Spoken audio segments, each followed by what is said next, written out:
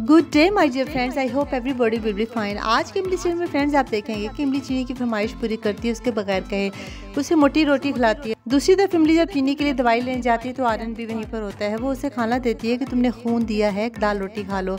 आर्यन इनकार करने के बावजूद भी खाना खाता है और सोचता है कि चीनी इतनी बीमार है, फिर भी इमली पगडंडिया वापस जाना चाहती है, उसे रुकना चाहिए। वो इमली से पूछता है कि मुझे ऐसा फील होता है कि चीनी ही गुड़िया है, क्योंकि मुझे डॉक्टर ने उसकी बीमारी के बारे में बताया। गुड़िया को भी यही बीमारी थी, उसका ब्लड ग्रुप भी मेरे ब्लड ग्रुप की तरह था, सेम था। तुम जितना गुड़िया से प्यार करती थी इतना ही चीनी से करती हो। मुझे बताओ इमली, क्या ये दोनों एक हैं? इमली सोच में पड़ जाती है और पिछली बातों को याद करती है और कहती है कि ये दोनों अलग अलग हैं। आर्यन कहता है कि अगर इसकी माँ आ गई तो क्या करोगी? तो इमली बताती है कि इसकी माँ उससे प्यार नहीं करती थी, इसलिए तो उसे फेंक कर चली गई। आर्यन फिर से कहता है कि अच्छा ठीक है, लेकिन अगर कोई मसला है तो मैं तुम्हारी हेल्प कर सकता हूँ। लेकिन इमली यहाँ पर कहती है उसे किसी की जरूरत नहीं है। फिर आप देखेंगे फ्रेंड्स कि माली चीनी के लिए अच्छा खाना लेकर आती है और बड़े पोलाइट वे में से बात करती है कि क्यूटी तुम ये सूखी रोटी ना खाओ। जब तुम छोटी सी थी तो इमली मुझे तुमसे छीन कर ले गई थी, मुझे बताया गया था कि तुम मर गई हो। वो उसे मोबाइल में बेबी चीनी की फोटो दिखाती है और उसके कान भरती है। वो कहती है कि मुझे जब तुम्हारी सख्त जरूरत थी तुम मेरे साथ नहीं थी, मैं तुम्हारे लिए बहुत कुछ करना चाहती थी, लेकिन इमली की वजह से कुछ ना कर सकी।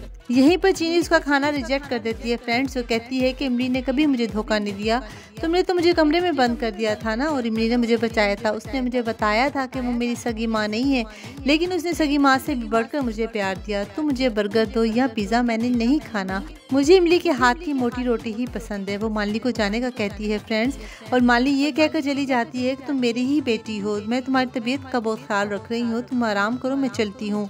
यहाँ पर दिखाया जाएगा फ्रेंड्स कि इमली चीनी को घर ले आती है, लेकिन चीनी यहाँ पर बहुत खामोश होती है। वो इमली को कुछ बताना चाहती है कि आज हॉस्पिटल में क्या हुआ, कि नर्मदा माँ इमली को चीनी के लिए दूध ले जाने के लिए आवाज़ लगाती है।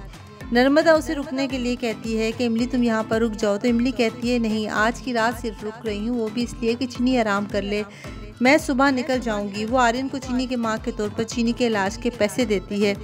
तभी मालिनी आ जाती है फ्रेंड्स। वो कहती है ये बात तो तुमने एकदम सही कही है इमली, कि चीनी के इलाज के पैसे उसकी माँ ही देगी, ये लो पैसे। वो चेक निकाल कर आर्यन को देती है और आर्यन कहता है कि तुम क्यों दोगी?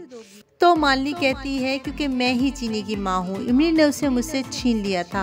आर्यन कहता है इमली ऐसा नहीं कर सकती। इमली भी हैरान परेशान होकर वहाँ पर खड़ी होती है। मालिनी कहती है क्यों, ऐसा क्यों नहीं कर सकती? उसने तुमसे भी तो तुम्हारा बच्चा दुनिया में आने से पहले छीन लिया। वो आर्यन को इमोशनली ब्लैकमेल करती है। वो कहती है ये मेरा बच्चा लेकर भाग गई थी और मैं यही समझी थी कि मेरी बेटी मर गई है।